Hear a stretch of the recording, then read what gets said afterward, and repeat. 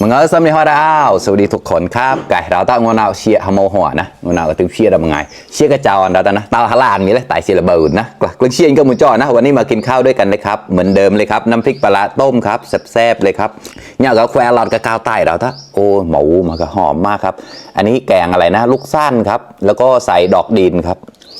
ร้อนๆเลยครับนะสดเชียร์เราท่าแล้วก็ได้ปลาทอดนะครับญาติจากมหาชัยนะครับเขาฝากมาให้ครับอร่อยมากครับจืดพอไม่แซ่มากันนะเดี๋ยวผมไปดองหมูแก่นะไม่แซ่หนูก็มาชายแปลงนั่นละก่อนตั้งเกาหนกแรกนะเพิ่งเชียนกำจัดกายหนุ่มใกล้กูเชียที่ปามาเร่กับร้านดาวตะเย็นนะเล็กเรื่องสมอดเก่าตั้งเกาหนกเลยนะภายเดินไหลเดินแชร์กับผมมาต่อนะฝากกดไลค์กดแชร์ด้วยนะครับเพื่อนๆมาเลยครับเริ่มเลยครับน้ำพริกปลาครับ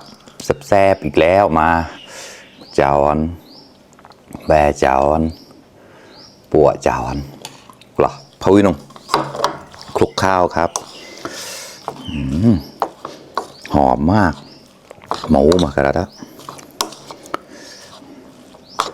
จริงๆต้องใช้มือนะซึ่งโจเตาไม่ได้จีปลอมมันเตาฮาลานนี้เลยแล้วนะซึ่งโจจอนมงหัวนะมตราชีกระตอบเลยไก่อะมาครับ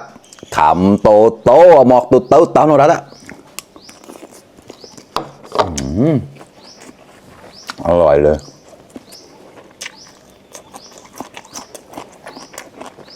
แบ่งเนี่ยกันก้าวแบบบางเย็นนะอร่อย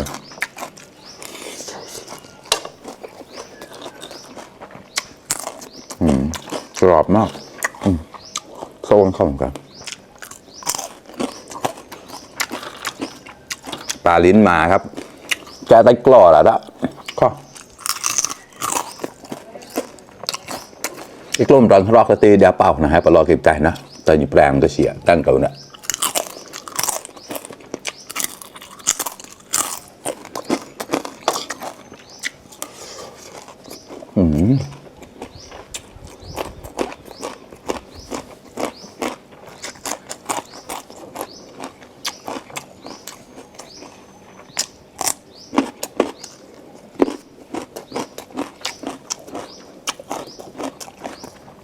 ผักชี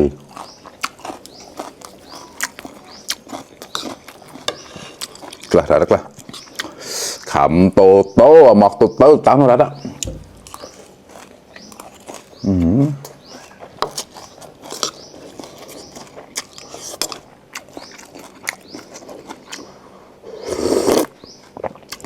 ตา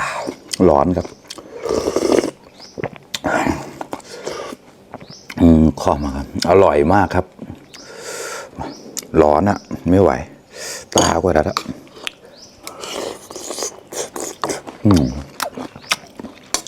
ขอ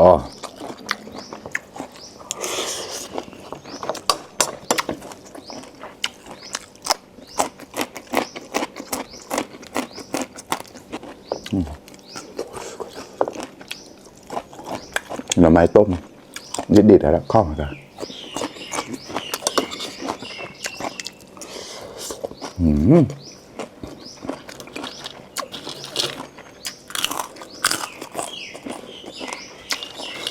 กับกูเชียร์ปอนนึกเชียร์ปอนก็มันจอดอะไรเย็นนะมากินข้าวด้วยกันนะครับเพื่อนๆมาปลาเล็กปลาน้อยครับกรอบๆอร่อยครับ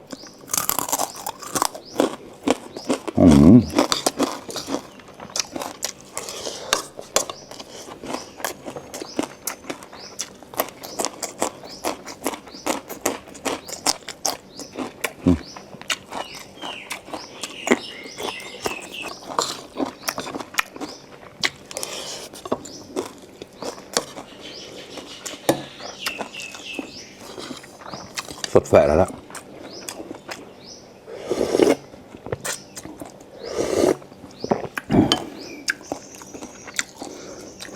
พี่แล้วหน่อไม้ตา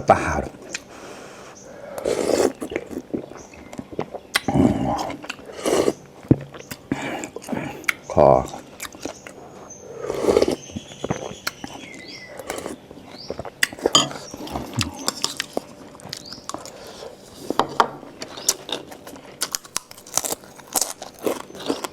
อันนี้อร่อย ปลาลิงหมาก็ได้กรอดแล้วดับนะครับ